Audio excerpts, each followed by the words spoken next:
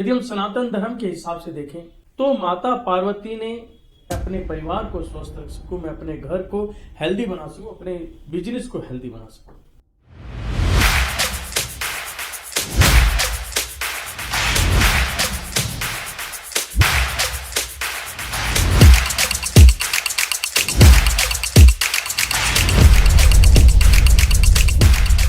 नमस्कार, आज हम बात करते हैं स्वर की।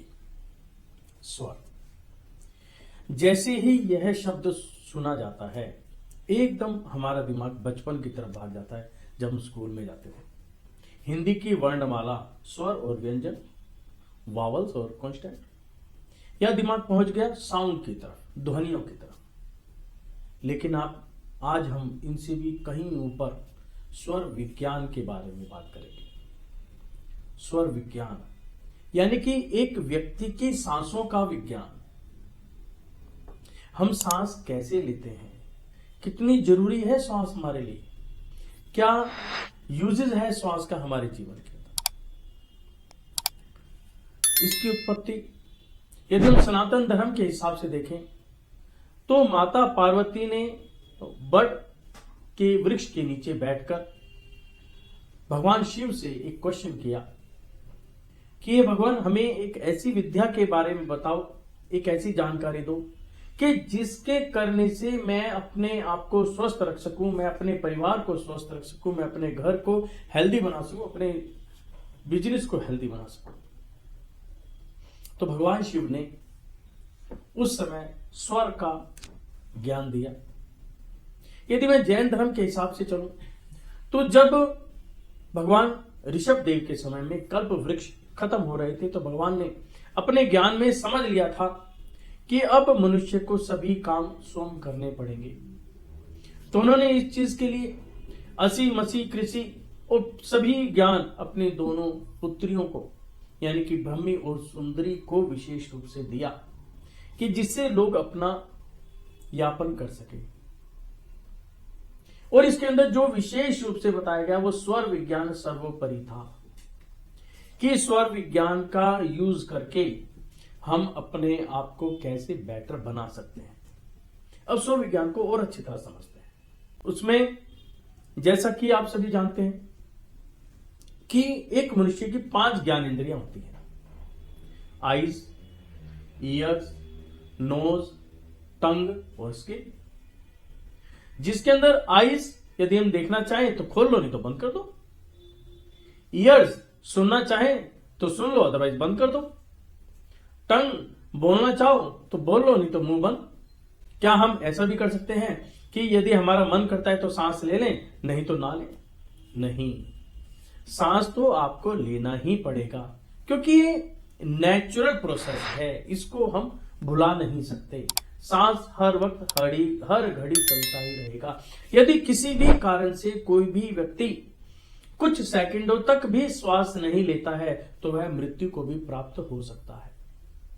और श्वास व्यक्ति के जीवन में सबसे पहले आता है। जब बच्चा अपने मां के गर्भ में होता है तो श्वासों के माध्यम से ही उसकी जानकारी मिलती है।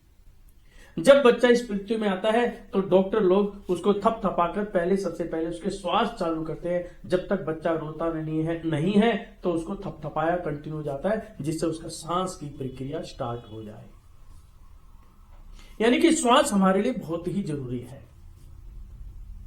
अब हमारे सामने एक बहुत बड़ा क्वेश्चन है कि संसार के अंदर, इस पृथ्वी के अंदर आदमी कहीं पर भी रहता है, किसी भी स्थान पर रहता है, ऐसा स्थान जहां पर टेम्परेचर है माइनस के अंदर जा रहा है वहां पर, और ऐसा स्थान जहां पर गर्मी बहुत है यानी कि उस टेम्परेचर में जाया जाए ऐसा लगता है अग्नि जल गई, उन दोनों में भी एक व्यक्ति जीवित रह जाता है। व्यक्ति के इंटरनल टेम्परेचर मेंटेन रहता है।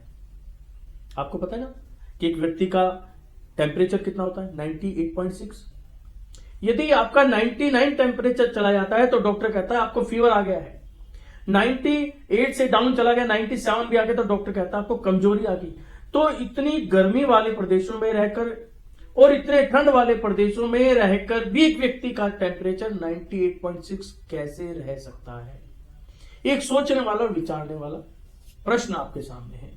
लेकिन इस पे लाखों साल पहले हमारे ऋषि मुनियों ने बहुत मेहनत की और ये विद्या लुप्त हो चुकी थी। 500 वर्ष पहले जैन आचार्य श्री शुभचंद्र जी महाराज ने इसको दोबारा इस पर शोध किया, इस पर वर्किंग की और हमारे सामने लेकर आए कि जो ये हमारी बॉडी का टेम्परेचर जो मेंटेन रहता है 98.6 डिग्री रहता है, उसका कारण क्या है। मैं आपसे एक प्रश्न पूछता हूं, क्या आप जानते हैं कि सांस लेते कैसे हैं? मैं अक्सर जिन भी लोगों से बात करता हूं तो एक क्वेश्चन आता है कि भाई हम एक नाक से सांस लेते हैं, दूसरे से निकल जाता है, दूसरे से लेते हैं तो पहले से निकल जाता है, या कुछ लेते हैं कि सांस ले रहे हैं छोड़ रहे हैं, उनको यही नहीं पता कि ये जो नोस्ट्रिल है, जो नासिका है दाई और बाई, इनका कोई मीनिंग भी है। लेकिन सही मायने में समझा जाए तो ये सारा काम इन नासिका का ही है। ये नासिका ही स्वरों को मेंटेन करती है, इन्हीं के कारण हम अपने शरीर को मेंटेन करते हैं। इस मेंटेन को ही हमें समझना है कि स्वरों के ऊपर भी हम नियंत्रण कर सकते हैं। हमारे पास इस समय ऐसी विद्याएं हैं, ऐसी जानकारी हमारे शास्त्रों के अंदर लिखी हुई है कि हम अपने स्वरों को मेंटेन कर सकते हैं, अपने फेवर में ला सकते हैं, अपने आप को स्वस्थ रख सकते हैं, अपने परिवार को स्वस्थ रख सकते हैं। जिस जगह पर हम रहते हैं वहां की एनर्जी को बूस्ट कर रख सकते हैं, यानी कि उनको फेवर में ला सकते हैं। जिस जमीन पर हम अपना व्यवसाय करते हैं, जॉब करते हैं, वहां की एनर्जी को फेवर में लाकर एक खुशम-दिन जिंदगी को व्यतीत कर सकते हैं। तो हम अगली वीडियो में समझेंगे कि स्वरों को कैसे पहचाने।